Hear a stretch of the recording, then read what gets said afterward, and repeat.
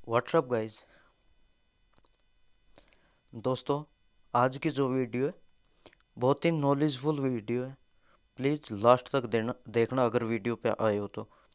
अगर share market में निवेश कर रहे हो ना, तो कुछ सावधानियां होती हैं, उनको हमें ध्यान में रखना होता है, हमेशा सावधान रहना होता है। तो इन्हीं चीज़ों के बारे में, अगर आप भी कहीं ना कहीं धोखा खा रहे हो या खा सकते हो फ्यूचर में, अगर न्यू ट्रेडर हैं या न्यू इन्वेस्टर हैं, तो ज़रूर देखें किन चीज़ों की हमें सावधानी रखनी चाहिए। बहुत लोगों के साथ ऐसा होता है, हमारे साथ भी हो जाता है। तो अगर पहले पता होगा तो इन सब चीज़ों से बच पाओगे। तो अभी वीडियो स्टार्ट करते हैं। सबसे पहले जो अपना टॉपिक है, शेयर मार्केट में निवेश करते वक्त ये सावधानियां रखें। कौन कौन सी ऐसी सावधानियां हैं जिन्हें हम ध्यान में रख सकते हैं। कुछ 18 सावधानियां इसमें बताई गई है, 18 पॉइंट है। उन सब के बारे में मैं आपको बताऊंगा, एक एक चीज़ को खोल कर बताऊंगा। जितना मेरे से हो सकेगा उतना मैं बताने की कोशिश करूंगा। वीडियो थोड़ी सी लंबी हो जाएगी, बट कोई बात नहीं। अगर कुछ सीखना है तो टाइम तो देना पड़ेगा। अगर देखो, एक चीज़ और भी देखता हूँ मैं दोस्तों, हमारे साथ सबके साथ होता है कि हम जगह इधर उधर की चीज़ों में ना ज़्यादा ध्यान देते हैं, और जो हमें चाहिए ना उस चीज़ पे हम कम फोकस करते हैं। तो इसी के कारण हमें कहीं ना कहीं पीछे रहना पड़ता है और जोखिमों का सामना करना पड़ता है। तो पहला जो पॉइंट है उसे शुरू करते हैं, सही डीमेट चुने। डीमेट अकाउंट की दोस्तों एक बात बताऊँ ना, एक बात बताऊँ डीमेट की, हकीकत है, नोट कर लेना। इतने डीमेट वाले हैं ना, इतने ब्रोकर बने पड़े हैं इंडिया में, इतने ब्रोकर हो गए, मुझे तो समझ नहीं आता यार कि लोगों के पास इतने बंदे आते कहाँ से होंगे। इस चीज़ में इन्वेस्ट कर लो, इस ऐप से कर लो, उस ऐप से कर लो, हर के एक ही ऐड चलती रहती है।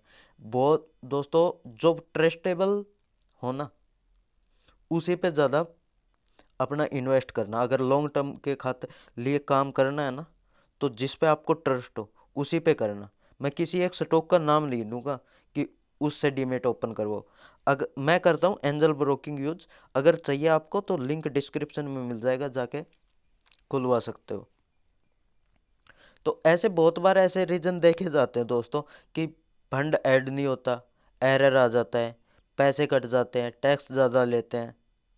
ऐसे कई बार एरर आ जाते हैं, बहुत बार ऐसे केसेस देखने को मिल जाते हैं। तो अपना सही डीमेट चुने, किस कौन से ब्रोकर के थ्रू या कौन से बैंक के थ्रू हमें खुलवाना है डीमेट, उस चीज़ पे फोकस करें अपना। दूसरा जो है, सिर्फ चार्ट पैटर्न पैटर्न देख के निवेश ना करें। हम कई बार क्या होता है कि अगर कोई भी स्टॉक अप जाता रहता है तो उसी में इन्वेस्ट कर देते हैं। उसका अप जाने का ना हमेशा हमें रीजन जानना चाहिए कि वो अप क्यों जा रहा है, तभी उसके पूरे बारे में पूरी जानकारी लेने के बाद ही उसमें इन्वेस्ट करें। नहीं तो कई बार ऐसे होते हैं बबल्स, सुना होगा ना बबल्स। वो एक बार गुब्बारे की तरह, वैल्यून की तरह फूलते हैं और फिर फट जाते हैं। तो ऐसा कभी आपके साथ ना हो, तो पहले से रिसर्च कर ले पूरी, उसके बाद ही, ओनली चार्ट देख के ना करे। उसके बाद तीसरा है, खुद से रिसर्च करके शेयर खरीदें। दोस्तों कई बार ना, मैं किसी का नाम नहीं लूँगा, बट हकीकत है, न्यूज़ देखते होगे ना, अगर शेयर मार्केट में हो तो न्यूज़ तो देखते होगे। एक बंदा आता है, निफ्टी 20,000, बैंक निफ्टी 60,000, ऐसा होता है ना, है। और कितने दिन में, थोड़े ही दिन में। तो भाई वो उस बंदे की बात नहीं है, बुल ऐसा ही करते हैं। तो कोई भी बंदा न्यूज़ पे या कुछ भी करके अगर तुम्हें कुछ बोल रहा है ना, इस शेयर में इन्वेस्ट कर लो, भाई तुम क्यों आए हो, फिर तुम क्या करोगे। अगर कोई तुमसे बता ही रहा है कि इस चीज़ में इन्वेस्ट करो, इन्वेस्ट करने में ज़्यादा दिक्कत नहीं आती। अगर लॉन्ग टाइम इन्वेस्ट करनी है तो 10-15 दिन रिसर्च कर लो, कोई दिक्कत नहीं है। एक शेयर पर 10-15 दिन रिसर्च कर लो, 10-15 साल बैठा के खवाएगा। और अगर 1 मिनट का रिसर्च नहीं कर सकते, किसी का देख के करोगे ना, तो पूरी जिंदगी नहीं कमा पाओगे। ये शेयर मार्केट है, इतना आसान नहीं है पैसा कमाना। और जो हर बंदा बोलता है ना कि इतने पैसे कमा देगा, इतना डबल हो जाएगा, ये हो जाएगा, फिर तू क्यों लगा पड़ा है भाई यहाँ पे? अपने कर लेना डबल। तो बहुत है ऐसे बंदे भाई शेयर मार्केट में। देखो बात कड़वी है बट सच है, मेरे साथ हुआ है, मैंने खुद झेला है। उन बंदों से न्यूज़ सुन सुन के ऐसे। मैं हर बार नहीं बोल रहा कि हर बंदा गलत है या वो हर बार गलत होते हैं, नहीं। बट मैं ये बोल रहा हूँ कि खुद की रिसर्च करो। अगर आप 1 से 2 बार, 10 बार, 15 बार गलत भी हो जाओगे ना, उन गलतियों से सीखोगे ज़रूर। और उनका देख के करोगे किसी का भी। मान लो मैं ही हूँ, मैं कुछ बता दूँ, मेरा वो तो मेरा ओपिनियन है ना, मैं क्या बता रहा हूँ। आपको तो कुछ नहीं पता कि आपने क्या देखा। बस उस बंदे ने बताया था भाई, ठीक है, उसका पहला स्टॉक चढ़ गया था, ये भी चढ़ जाएगा, कर दिया इन्वेस्ट। ऐसे नहीं होता। खुद का रिसर्च करो, फंडामेंटल देखो, टेक्निकल देखो, कंपनी कर क्या रही है, उसका बिजनेस मॉडल समझो, तभी उस कंपनी में इन्वेस्ट करो। अब चौथा जो पॉइंट है दोस्तों, वह कंपनी का बिजनेस समझने की कोशिश करें। कंपनी कर क्या रही है, कंपनी बिजनेस कौन सा कर रही है, क्या प्रोडक्ट बेच रही है, वो किस तरह के प्रोडक्ट बेच रही है, उस कंपनी का किस प्रोडक्ट से ज़्यादा पैसा आ रहा है। कभी ऐसा तो नहीं कंपनी एक ही प्रोडक्ट पे काम कर रही हो, एक ही प्रोडक्ट उसका बिक रहा हो, उसी पे डिपेंड हो। ऐसी भी कंपनी, अगर वो एक प्रोडक्ट के टक्कर में अगर दूसरा कोई कंपटीशन में कंपनी आ गई, वो एक प्रोडक्ट की वजह से उसकी हालत खराब, तो कंपनी की हालत खराब, क्योंकि वो एक पे टिकी है। तो ऐसी कंपनियां देखो वो बिजनेस क्या कर रही है, किस तरह के प्रोडक्ट बना रही है, कितने प्रोडक्ट बना रही है, कितनी तरह से काम कर रही है, कहाँ कहाँ उसका बिजनेस है, हर चीज़ देखनी हमें आवश्यक है। पांचवा जो पॉइंट है, वार्षिक रिपोर्ट देखें। देखो क्वार्टर रिजल्ट हर 3 महीने में, हर 1 साल में पास होते हैं। उनसे हमें पता चलता है कि कंपनी की ग्रोथ क्या रही, कंपनी ने कितने परसेंट प्रॉफिट लिया, उसमें प्रमोटर्स की हिस्सेदारी क्या है। इन वार्षिक रिपोर्ट में इन सब चीज़ों के बारे में अच्छे से पता हमें चल जाता है। तो उन्हीं को देखते हुए आप अपना इन्वेस्ट करिए। छठा जो पॉइंट है, निश्चित करें कि कंपनी का नेट प्रॉफिट साल दर साल बढ़ना चाहिए।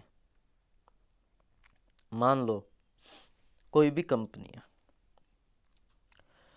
उसका प्रॉफिट है 1 साल में उसने कमाया कुछ करोड़, उसके बाद वो बढ़ता जा रहा है, बढ़ता जा रहा है, कमाती जा रही है कंपनी, तो ऐसी कंपनियां में इन्वेस्ट करना अच्छा होता है।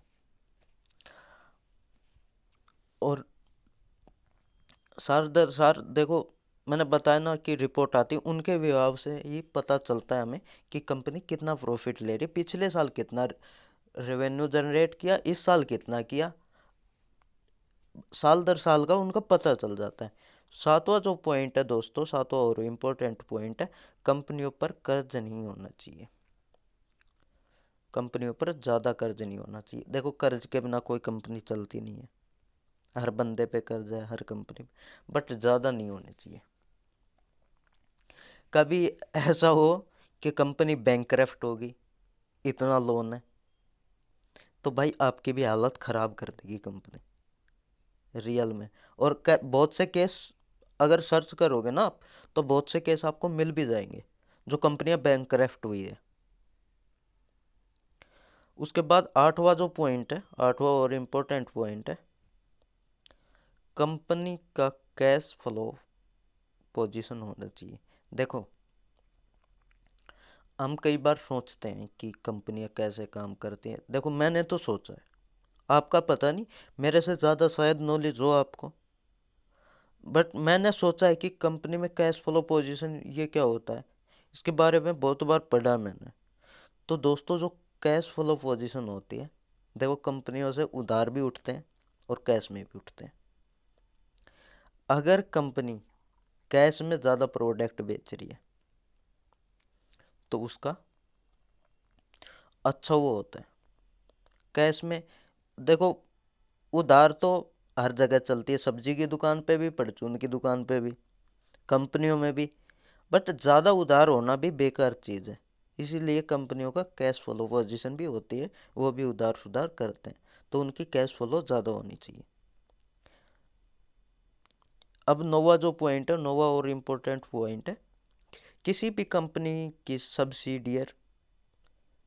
सब्सिडियरी ज़्यादा नहीं होनी चाहिए।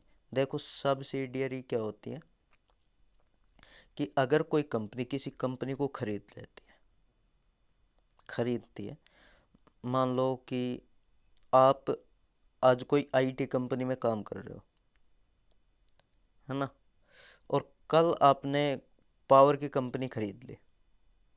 हम्म, चलो 2-3 कंपनियों में आपका ध्यान आप लगा सकते हो, बट ज़्यादा अगर कंपनियां हो जाएगी, अलग अलग सेक्टर की हो जाएगी, कोई टेलीकॉम की होगी, कोई कुछ होगी, कोई फूड की होगी, कोई कुछ बेच रही है, कोई कुछ बना रही है, तो उन सब कंपनियों में अगर ऐसी कंपनी है, कोई बड़ी कंपनी है जो जिनका ए, हर चीज़ में ही वो इन्वेस्ट कर रही है, हर तरह की कंपनियां उन्होंने खरीद रखी है, तो भाई एक बंदा एक चीज पे ही फोकस कर सकता है, 1 से 10 पे कर सकता है, एक पे 100 पे नहीं कर सकता एक बंदा कभी भी फोकस। तो ऐसी कंपनियों से जो ज़्यादा कंपनियों में हिस्सेदारी हो उनकी, या ज़्यादा कंपनियों के साथ वो काम कर रहे हो, अगर एक ही सेक्टर की है तो चलता है, अगर वो अलग अलग सेक्टर की है तो उस ऐसी कंपनियों को हम खरीदने में, हम क्या, कोई भी एक्सपर्ट अच्छा नहीं मानता। अब 10वां जो इम्पोर्टेंट पॉइंट है वो है शेयर की इंट्रिक वैल्यू पता करें, उसमें निवेश करें। इंट्रिक इंट्रिसिक वैल्यू क्या होती है दोस्तों? उस स्टॉक की, उस शेयर की रियल वैल्यू को इंट्रिसिक वैल्यू कहते हैं। ये आपको पता चल जाएगा, जैसे कि पी रेशियो से पता चल जाता है ना, पी रेशियो हो गया, और भी बहुत सारे। जब फंडामेंटल्स पे काम करोगे तो आपको इंट्रिसिक उसकी रियल वैल्यू का पता चल जाएगा कि इसकी वैल्यू अब इतनी है, और जब ये स्टार्ट हुई थी, या इसकी फेस वैल्यू, ये एक्स्ट्रा, इन सब चीज़ों के बारे में आपको पता चल जाएगा। 11वां और इम्पोर्टेंट जो पॉइंट है दोस्तों, प्रॉफिट मार्जिन अच्छा होना चाहिए। प्रॉफिट मार्जिन से यहाँ क्या मतलब है दोस्तों? मान लो कि कोई कंपनी एक प्रोडक्ट बना रही है, उस कंपनी में जो लागत आई, उस प्रोडक्ट में जो लागत आती है वो आती है 1000 रुपये, और वो कंपनी उस प्रोडक्ट को सेल करती है 1500 रुपये में, तो 500 रुपये उस कंपनी का प्रॉफिट मार्जिन होना चाहिए, होगा। एक प्रोडक्ट पे वो 500 रुपये कमाती है, ये उस कंपनी का प्रॉफिट मार्जिन है। तो ऐसे प्रॉफिट मार्जिन वाली कंपनियों में इन्वेस्ट करें, इन सब चीज़ों का ध्यान रखें। 12वां जो पॉइंट है दोस्तों, पोर्टफोलियो को डाइवर्सिस डाइवर डाइवर्फाई करें डाइवर्सिफाई करें। पोर्टफोलियो को डाइवर्सिफाई करने से मतलब है दोस्तों कि एक ही तरह के स्टॉक में निवेश ना करें, एक ही सेक्टर के स्टॉकों में निवेश ना करें, अलग अलग सेक्टर को पकड़े। मान लो कि आपके पास 10,000 रुपये है इन्वेस्ट करने के लिए, तो वो 10,000 रुपये आप एक ही तरह के स्टॉक में, एक ही कंपनी में, या एक ही सेक्टर में मत डालो। उन जो आपके पास 10,000 है, उनको 5 से 10 कंपनियों में डाल दो। इससे आपका ज़्यादा नुकसान नहीं होगा, अगर कोई मंदी या ऐसा कुछ होगा तो ज़्यादा नहीं आएगा। अब 13वां जो इम्पोर्टेंट पॉइंट है, देखो दोस्तों, पैनिक स्टॉक की सबको पड़ी रहती है, पैनिक स्टॉक मिल जाए बस, पैसा ही पैसा मिल जाए। ऐसे पैसे पैसे मिलते तो 1000 आदमी करोड़पति होते मेरे दोस्त। पैनिक स्टॉक या सस्ते शेयर के चक्कर में ना पड़े भाई। मैंने पहले भी अपनी एक वीडियो में बताया कि पैनिक स्टॉक के चक्कर में 8 कंपनियां बंद हो चुकी है मेरी, तो 3 से 4 पड़ी है, मैंने ज़्यादा खरीदने भी बंद कर दिए। तो क्या है पैनिक स्टॉक का मतलब, क्या होता है भाई? देखो, हर बंदा मार्केट में कमाने आता है, और बंदे के एक थिंकिंग होती है कि छोटे शेयर से अच्छा बड़ा मुनाफा। भाई हर कंपनी में, हर शेयर में इतना बड़ा मुनाफा ना तो आज तक किसी ने कमाया है। कोई 1-2 कंपनियां होती हैं, हर कोई राकेश झुंझुनवाला नहीं है भाई, कि पैसे लगाए और हो गए डबल, नहीं। बहुत सी कंपनियां ऐसी भी है जो जीरो भी होगी, जो बंद भी होगी। और बहुत सी ऐसी भी है जो 1 रुपए की और 10-10 हज़ार की भी होगी। तो भाई पहले उसके बारे में रिसर्च करो अच्छी तरह, तभी उस शेयर को खरीदो, चाहे पैनिक स्टॉक हो चाहे कैसा भी हो। 14वां जो पॉइंट है दोस्तों वो है, कभी भी स्टॉक मार्केट में पूरा पैसा इन्वेस्ट ना करें। मान लो हमारे पास है आज 10 लाख रुपए, आज 10 लाख रुपए, और हमने 10 लाख के 10 लाख शेयर में निवेश कर दिए, और मान लो कोई आर्थिक मंदी आ गई या कुछ ऐसा हो गया देश में जिसकी वजह से क्रैश आ गया, तो हमारे जो 10 लाख है ना वो पता नहीं कितने माइनस में, हम गए तो थे कमाने और हो जाए लॉस। तो इतने ही पैसे इन्वेस्ट करो जितनों का आप रिस्क ले सको। और हर बंदे के एक ही, जो भी एक्सपर्ट है या जो भी हैं जिन्होंने भी शेयर मार्केट से पैसा कमाया है, जो जो हमारे एक्सपर्ट हैं, उन्होंने बताया कि शेयर मार्केट में अगर इन्वेस्ट करना है तो अपना 30% सेविंग का 30% पैसा ही निवेश करें। ठीक है। 15वां जो इम्पोर्टेंट पॉइंट है वो है, जिस सेक्टर को आप समझते हैं उसमें निवेश करें। मान लो कि कोई बंदा किसी सेक्टर में एक्सपर्ट है, मान लो कोई व्हीकल्स में एक्सपर्ट है तो ऑटो कंपनियों में इन्वेस्ट करेगा। कोई आईटी की अच्छी नॉलेज लेता है तो इन्फोसिस विप्रो में।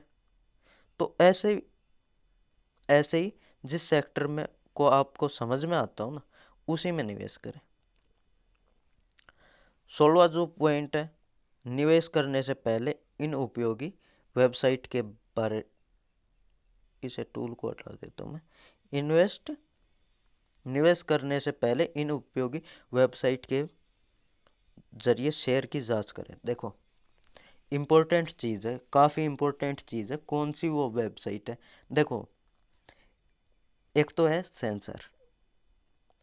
सेंसर.इन, उससे आप स्टॉक के बारे में पता लगा सकते हो, उसकी स्टॉक का वैल्यू क्या है, उसमें प्रमोटर्स की हिस्सेदारी कितनी है, कंपनी का पी रेशियो क्या है।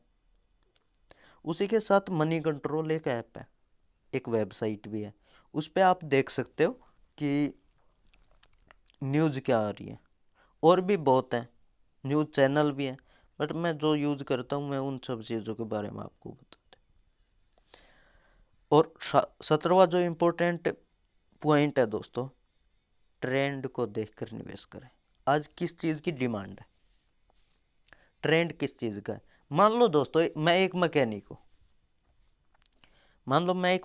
मैं पहले साइकिल जो होती है हमारी उसको ठीक करता था। और अब जमाना किस चीज़ का है, देखो सबके पास बाइक गाड़ी है। तो अगर मैं अपने आप को, ट्रेंड को चेंज ना करूं और मैं साइकिल पे ही लगा रहूं, क्या मेरी दुकान चलेगी?